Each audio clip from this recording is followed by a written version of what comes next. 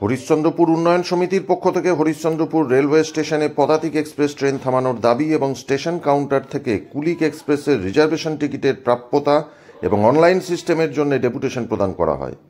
এদিনের ডেপুটেশন প্রদান কর্মসূচিতে উপস্থিত ছিলেন হরিশ্চন্দ্রপুর উন্নয়ন সমিতির সম্পাদক মফিজুদ্দিন আহমেদ, গৌতম চক্রবর্তী, বদরুল আলম, হরিশ্চন্দ্রপুর থানার ব্যবসায়ী সমিতির সম্পাদক পবন কেডিয়া, সভাপতি ডাব্লু রজক এবং অন্যান্য বিশিষ্টজনেরা।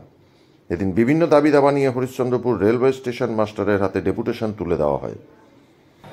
আমরা হরিশ্চন্দ্রপুর উন্নয়ন সমিতির পক্ষ থেকে রেলের পরিষেবা সংক্রান্ত কিছু বিষয় নিয়ে দাবি জানাবার জন্য আজকে উপস্থিত হয়েছি।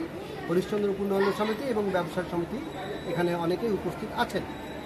আমরা এর আগেও বেশ কয়েক মাস আগে এই মাত্র জানুয়ারি ফেব্রুয়ারির দিকেও আমরা ডেপুটেশন দিয়েছিলাম এবং আমাদের দাবি ছিল যে হরিশ্চন্দ্রপুরে পদাতিক এক্সপ্রেসের স্টপেজ দিতে হবে। এখন পর্যন্ত সেই দাবি পূরণ হয়নি, সেটা আমরা আজকে আবার রিমাইন্ডার আকারে দাবিপত্র পেশ করলাম। পাশাপাশি আমরা সেখানে উল্লেখ করেছি যে আমাদের কুলিক এক্সপ্রেস এখান দিয়ে চলে, এখানে থামে রেগুলারলি, কিন্তু আশ্চর্যজনক বিষয় হচ্ছে দিন 15 থেকে কুলিক এক্সপ্রেসের কোনো রিজার্ভেশন টিকিট হরিশ্চন্দ্রপুর স্টেশন থেকে পাওয়া যাচ্ছে না।